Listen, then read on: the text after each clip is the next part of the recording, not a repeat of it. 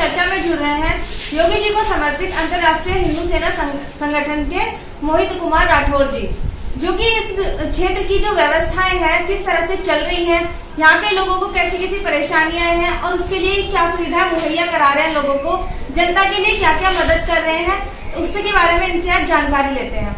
आइए जानते हैं क्या इनके क्या काम कर रहे हैं ये खुद से। जी सर, क्या कर रहे हैं आप इस चीज में? मैं मोहित कुमार राठौर, योगी सेना अंतर्राष्ट्रीय हिंदू संगठन के प्रदेश मंत्री, मेरठ जिला अध्यक्ष। मैं कार्य कर रहा हूँ कि जो भी योजनाएं केंद्र सरकार है व राज्य सरकार है गरीबों के लिए निकाल रही है, मेरा प्रयास ये रहता है कि मैं वही योजनाएं गरीबों तक जन जन तक पहुँचाऊँ। परंतु जैसा कि अभी पहला मुद्दा आ जाए कि राशन डीलर, अभी हमारे पिछले महाप्रभु जी योगी आदित्यनाथ जी ने एक बयान के दौरान कहा था कि जिसके पास अगर राशन कार्ड भी नहीं है उसको भी, या आधार कार्ड भी नहीं है और वो जरूरतमंद है, उसको भी राशन मुहैया कराए राशन डीलर।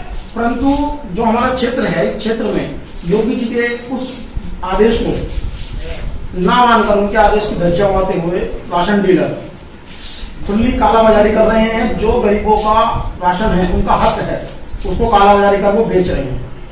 परंतु मैं जिस संगठन से हूँ, और ये संगठन जन सेवा के लिए बना है, जनता की सेवा के लिए बना है, हिंदू धर्म की रक्षा के लिए बना है।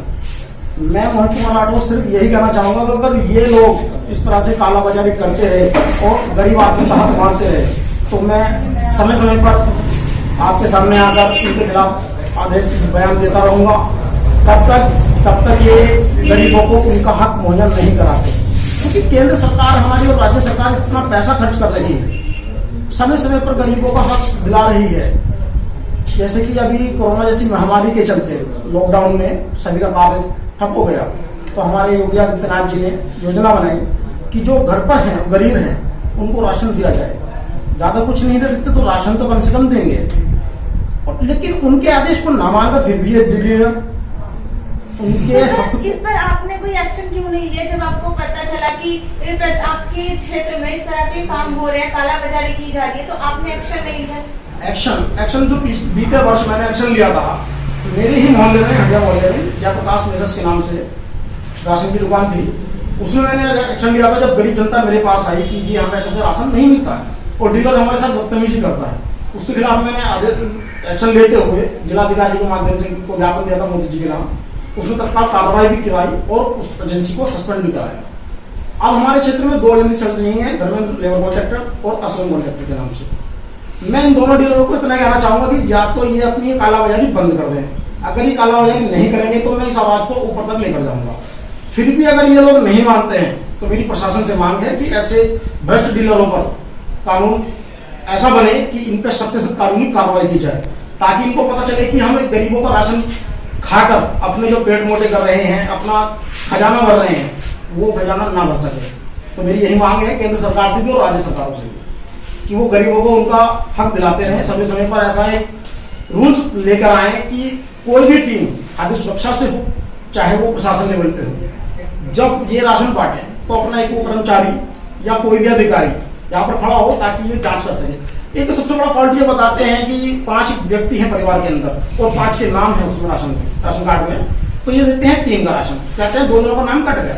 जब ऑलरेडी पहले से वो कार्ड नाम चढ़े हुए हैं तो ये उसे कैसे काट सकते हैं जिसका इनको अधिकार नहीं है। तो जैसे आपको भी पता है कि 2 लोगों के नाम काट देते हैं लोग, तो उसमें आपने क्यों नहीं कार्रवाई की, या यहाँ की पुलिस ने क्यों नहीं कार्रवाई की, ये जनता क्यों नहीं पुलिस के पास जाती है? ऐसे क्या है? जनता का जो होता है, जनता आज की डेट में ये है कि कहते हैं कि भाई हम गरीब लोग हैं, और सही बात तो ये है कि प्रशासन लेवल पे या डिपार्टमेंट लेवल पे भी गरीबों की कोई सुनता नहीं है। आला अधिकारी, आला अफसर उनको माथे खदेड़ देते हैं कि जाके डीलर से मिलो। वही डीलर वहाँ कालाबाजारी कर रहा है तो वो व्यक्ति उससे कैसे बात करेगा जाके?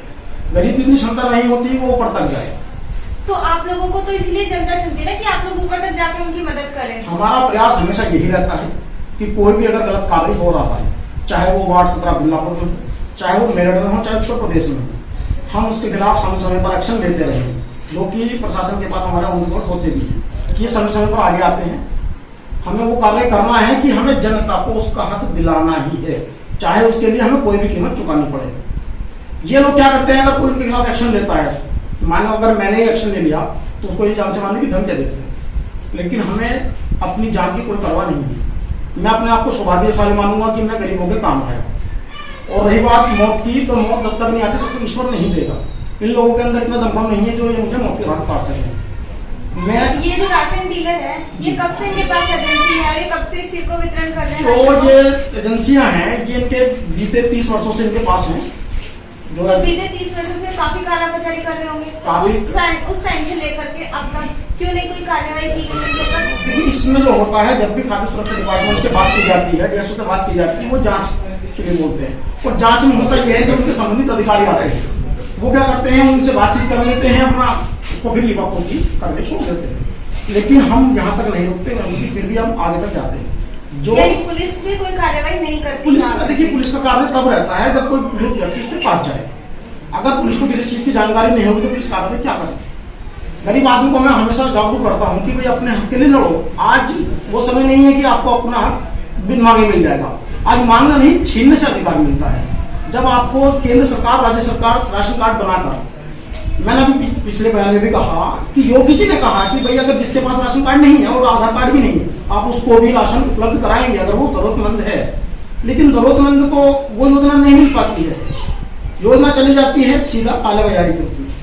तो मैं इस कालाबाजारी के खिलाफ हमेशा आवाज उठाता आया हूँ, उठाता रहूंगा, यही मेरा प्रण है। मैं इसके लिए प्रतिबद्ध हूँ। और ये संगठन, तो अभी इसके लिए क्या एक्शन लेंगे? अभी सबको पता है कि कालाबाजारी हो रही है, लोगों को राशन नहीं मिल रहा है। इसके लिए एक्शन मेरा ये है कि मैं अपने एक लेटर हेड पे बकायदा स्वयं डीएसओ के पास जाऊंगा, जिलाधिकारी के पास जाऊंगा। अगर जिलाधिकारी या डीएसओ फिर भी कोई कार्रवाई नहीं करते हैं तो मजबूरी मुझे योगी आदित्यनाथ जी महाराज के पास जाना ही होगा, चाहे मुझे कितना समय आपको लगेगा इस कार्रवाई को पूरा करने में? इस कार्य में को मैं 15 दिन का समय चाहूंगा आप लोगों से कि 15 दिन में मैं इनके खिलाफ कार्रवाई कराकर गरीबों को उनका हक दिला दूंगा। चाहे मुझे किसी भी लेवल तक जाना पड़े, मुझे कोई परवाह नहीं है, क्योंकि ये लोग हमेशा से ही गरीब को दबाते आए हैं। ये हमारे हिंदुस्तान का, हमारे भारत का एक नियम बन चुका है कि कोई भी प्रक्रिया, अगर कोई गलत कार्य करता है, उसके खिलाफ गरीब आवाज उठाता है तो उल्टा उस पर ही कार्रवाई हो जाती है।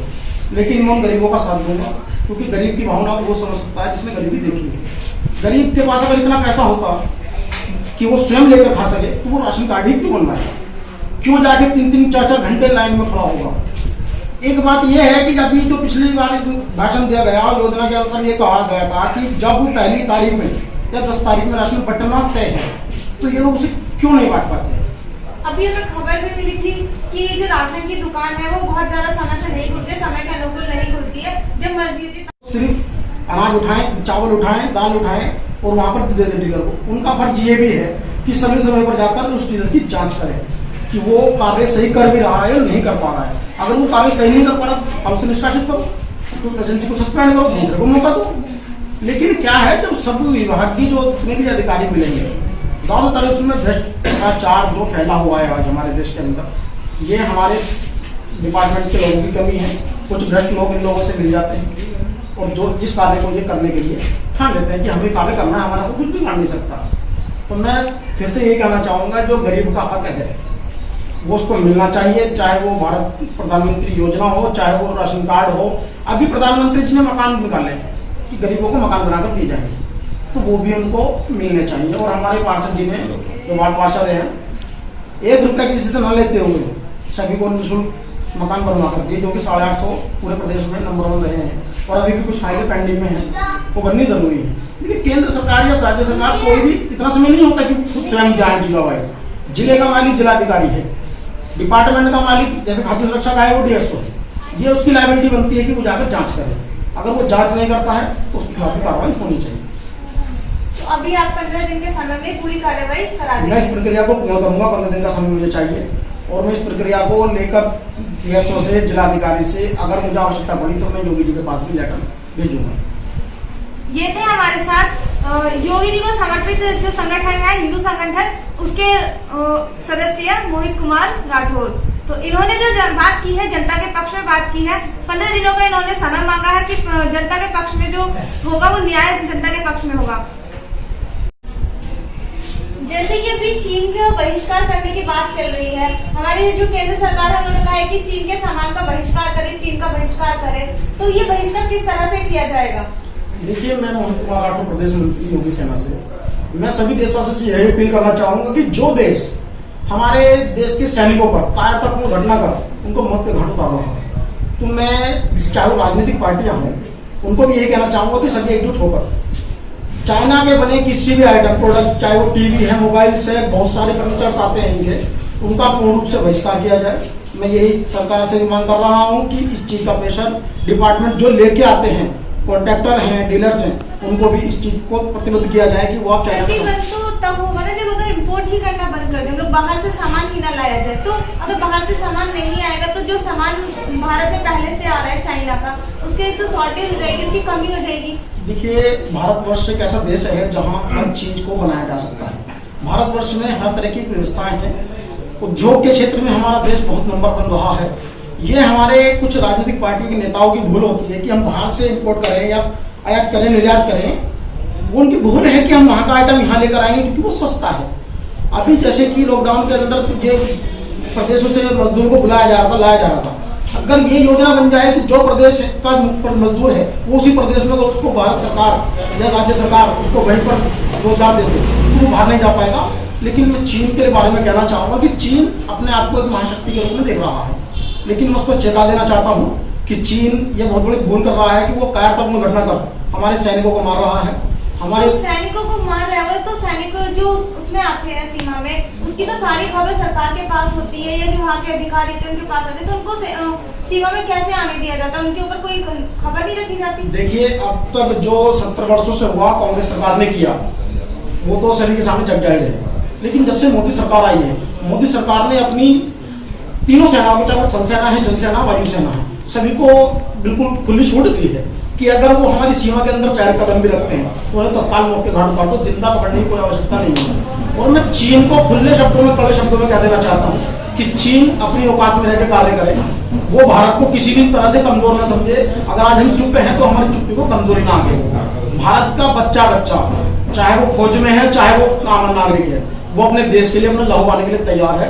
और योगी सेना अंतर्राष्ट्रीय हिंदू संगठन का हर एक पदाधिकारी, हर एक कार्यकर्ता, मैं मोदी जी से भी अपील करना चाहूंगा कि अगर वो हमें आदेश करें कि आप लोग वहां जाइए, हम चीन की सीमा पर खड़े होकर चीन को मुंह तोड़ जवाब देने का भी दम रखते हैं, क्योंकि हमें अपने देश से बढ़कर कोई चीज प्यारी नहीं है, ना ही हम अपना जीवन प्यारा है। अभी जैसे चीन के सामान का बहिष्कार हो रहा है, जो सामान चीन से आ रहा था वो 80% सामान हमारे भारत में आ रहा है, इम्पोर्ट हो रहा है, और जो वो बंद हो जाएगा, उसका बहिष्कार कर देंगे, तो जो सामान 80% आ रहा है उसको कहाँ से लाया जाएगा? उसको भारत सरकार कैसे एकदम से उपलब्ध करा देगी जनता के लिए? भारत सरकार ने अभी जो कदम उठाए हैं, जो ये 20 लाख करोड़ रुपए की जो राशि दी है रोजगार के लोग, उसमें तो कुछ समय तो थोड़ा लगता है, किसी भी बीमारी से या किसी भी आर्थिक तंगी से उभरने के समय लगता है। लेकिन ऐसा नहीं है, भारत सरकार मोदी जी के नेतृत्व में बहुत अच्छा कार्य कर रही है।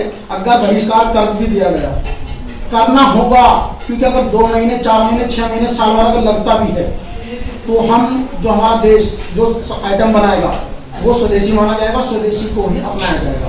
बहिष्कार कैसे किया जा सकता है? बहिष्कार में देश की जनता से भी कहना चाहूंगा कि वो बिल्कुल भी चीन का कोई भी बना हुआ सामान ना खरीदे।